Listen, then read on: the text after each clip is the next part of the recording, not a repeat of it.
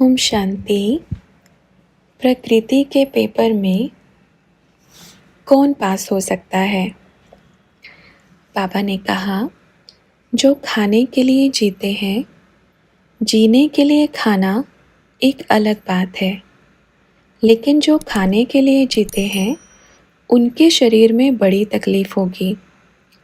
अंतिम समय ऐसा आएगा जो डॉक्टर ही नहीं मिलेगा, इलाज कौन करेगा, और उनको प्रकृति का ज्ञान ही नहीं होगा, क्योंकि इतने समय से प्रकृति से दूर रहे हैं। सब साधनों में पले हैं, साइंस के साधन में, गाड़ी में, है ना, हर तरह से। तो जब बिजली ख़त्म हो जाएगी तब क्या होगा? ये सब बंद हो जाएगा, बड़ी गर्मी लगेगी, पंखा बंद हो जाएगा, एसी बंद हो जाएगा। ये कोई समझ नहीं रहा है इतनी सी बात को। और सबसे ज़्यादा कौन तड़पेंगे? जिनको इन साधनों की सबसे ज़्यादा आदत है। मेजॉरिटी आदत अभी अपने ब्राह्मण बच्चों को है।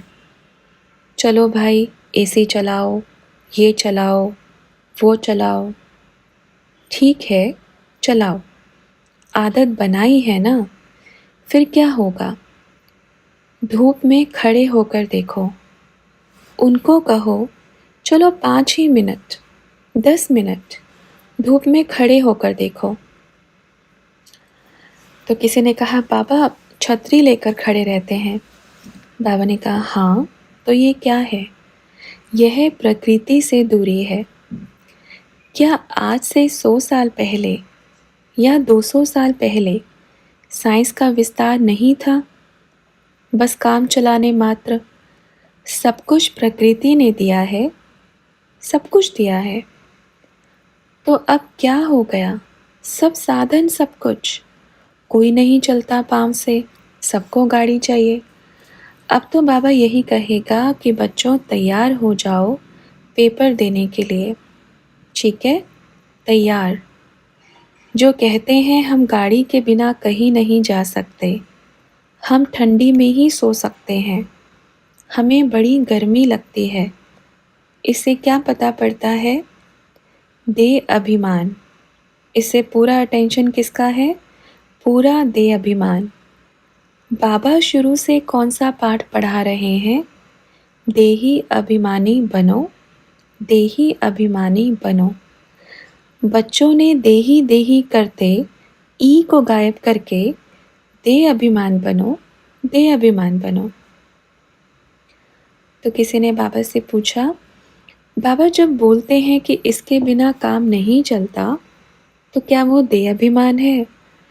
बाबा ने कहा, हाँ, बिल्कुल, बिल्कुल देह अभिमान है। उस ज़माने में पहले जब सब बच्चे आबू में आए तो कितनी गाड़ी थी बतावें? गाड़ी नहीं थी, तब तो बैलगाड़ी थी। देखो, वह बैलगाड़ी चलती थी, उसमें सामान जाते थे और बच्चे पैदल जाते थे। जो कोई थक जाता था वो बैठता था। पहले थोड़ी सड़क बनी थी, अभी तो कितना अच्छा सड़क बन गया है। उस समय बैलगाड़ी जाती थी, कोई कोई तो सिर पर सामान लेकर के जाते थे। रेलगाड़ी आती थी। भाई रेलगाड़ी का समय कितना है? तो बाबा ने कहा, जगदीश बच्चा जाता था पता लगाने, साइकिल पर जाता था, पूछ कर आता था। अभी तो टेलीफोन है, पता कर लेते हैं कितने बजे गाड़ी आई, कहाँ से चलेगी, कहाँ से रुकेंगे, कितने कितनी जगह रुकेंगे। पहले ऐसा थोड़ी था। पहले क्या था? बच्चा जाता था, बाबा पता करके आऊँ? हाँ बच्चे जाओ, पता करके आओ रेलगाड़ी कितनी बजे आएगी। बताते थे रेलगाड़ी बाबा इतने बजे आएगी। अच्छा चलो बच्चों, जल्दी जल्दी तैयार हो जाओ, रेलगाड़ी आने वाली है। साइकिल पर आबू रोड जाकर पता लगा करके ऊपर आता था, तब पता पड़ा कि रेलगाड़ी आने वाली है। देखो ये क्या पहले सेवा नहीं चली? तो बच्चों ने कहा, बहुत मेहनत किया बाबा पहले, आज तो उसके हिसाब से कोई मेहनत नहीं। बाबा ने कहा, हाँ, कोई मेहनत नहीं। आज कहें चलो साइकिल पर वहाँ तक जाकर आओ, तो नहीं, मेरे पैर दुखेंगे। अरे, यही तो मेहनत है। पहले फिर जाते थे, बैलगाड़ी में भी टाइम लगता था। धीरे धीरे जैसे जैसे बैलगाड़ी चलती थी, ऐसे सभी बच्चे भी चलते थे बैलगाड़ी के साथ साथ। क्योंकि बोझ होता था तो उस बैलगाड़ी में सामान रख दिया और ऐसे चलते थे। सभी गठरी और बाल्टी मग लेकर आते थे। सभी अपना अपना सामान लेकर आते थे। क्योंकि उस समय क्या जुगाड़ था, कुछ थोड़ी था बाबा के घर में। जो मिलने आते थे वो बिस्तर साथ में लेकर आते थे। देखो भाई, ठंडी है, अपना जुगाड़ करके आना। और जिसको प्यार था वह आता था लेकर के। अब देखो उस समय कितना भारी भारी सामान लेके आते थे।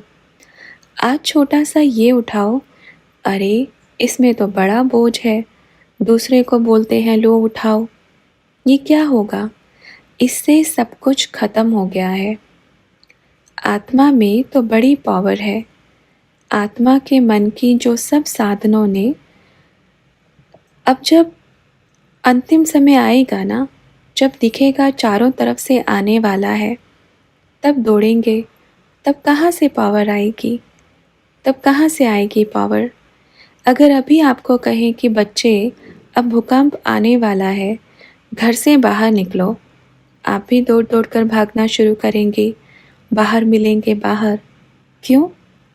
क्योंकि मन में बहुत बहुत पावर है, आत्मा में बहुत पावर है। वह पावर कहाँ दब गई है? साइंस के साधनों में वशीभूत। भल अच्छी बात है साइंस के साधन, ये नहीं कहते कि गलत बात है।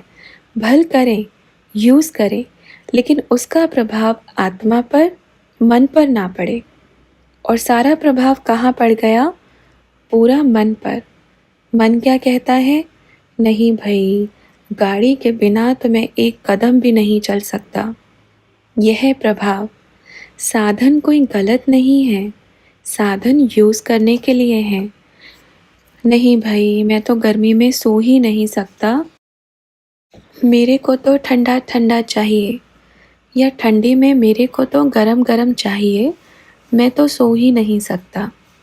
यह क्या है? यह पूरा साधनों का प्रभाव सभी बच्चों पर, मन पर पड़ चुका है। यह सब चीज़ें जो भी जहाँ भी बैठे हैं, सुन ले में, ध्यान से कान खोल के, आँख खोल कर, दिमाग खोल के अब दौड़ेंगे, भागेंगे, रोएंगे। क्यों?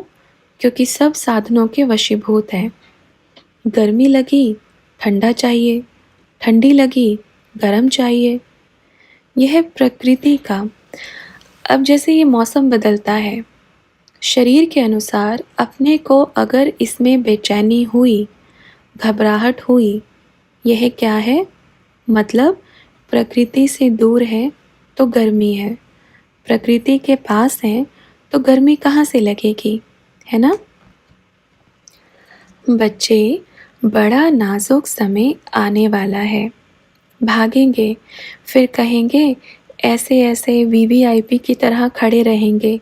नहीं, मैं झुक नहीं सकता। क्यों? मैं वीआईपी हूँ ना, मैं सारी उम्र तो एसी में रहा हूँ, मैं ये काम नहीं कर सकता। नहीं नहीं, मैं दाल, ये इतना सस्ता खाना नहीं खा सकता, इतना साधारण नहीं। क्यों? क्योंकि मैंने बड़े पकवान खाए हैं। पकवान खाए हैं, अब थोड़ी पकवान मिलेंगे, अब पकवान थोड़ी मिलेंगे। तो बच्चों को कह रही हैं, बच्चे अपना दिमाग, दिल, बुद्धि, कान, आँख सब खोलकर सुने। परीक्षा तो होगी ब्राह्मणों की सबसे ऊंची। अब तो एक पेपर में फेल हो गए कि बाप को नहीं पहचाना। इसी से ही नंबरवार पुरुषार्थ अनुसार मिलता है पद। ऐसे थोड़ी कि सभी 8 या 108 की माला में आएंगे, या 16,108 की माला में आएंगे। अब दूसरा पेपर होगा, सबको कह रहे हैं दूसरा पेपर होगा प्रकृति का। प्रकृति का अब दूसरा पेपर होगा, साइंस के साधन बंद और पेपर चालू। उसमें तो फेल, जो ज़्यादा फंसे हुए हैं वो सब फेल, लेकिन जो है थोड़ा पास, फिर वह जो फंसे हुए हैं वो या तो शरीर छोड़ेंगे या उनको बहुत मेहनत करनी पड़ेगी। प्रकृति के रंग में रंगने की बहुत मेहनत, या तो फिर शरीर छोड़ देंगे, ऐसा होगा। अरे गर्मी से मर गया, गर्मी से भी मर गया, ठंडी से भी मर गया, ठंडी से शरीर छोड़ दिया। इसलिए बाप आया है, दृश्य दिखा रहे हैं, एक के बाद एक पेपर हो रहा है। अंतिम समय में पेपर में बाप यही कहेगा, अरे किसी एक में तो पास हो जाओ, या सभी प्रजा में, या साहूकार प्रजा में जाना है, किसी एक में तो पास हो जाओ। बाबा कहेगा बच्चों को, पर जो बच्चे पास हो रहे हैं, दिल से कह रहे हैं कि हाँ मेरा बाबा आ गया है, मेरा बाबा कहीं जाएगा नहीं। हम बच्चों को बिना लिए कहाँ जाएगा? जाएगा। बाबा ने भी कहा, बाप के लिए भी परम धाम का गेट बंद है। क्या कहा? बच्चों को लिए बिना नहीं जाएंगे। बारात नहीं तो दूल्हा अकेला क्या करेगा, है ना? अब दोनों साथ साथ जुड़े हैं। अब बारात अकेले क्या करेगी, दूल्हा अकेला क्या करेगा? अब अकेला जाएगा। अरे ये क्या हुआ, आपका कोई रिश्तेदार नहीं है क्या, अकेले आ गए? तो बाप ऐसे थोड़ी जाएगा अकेला। बाबा तो क्या करेगा, सबको साथ लेकर ही जाएगा। ठीक है बच्चों, ओम शांति।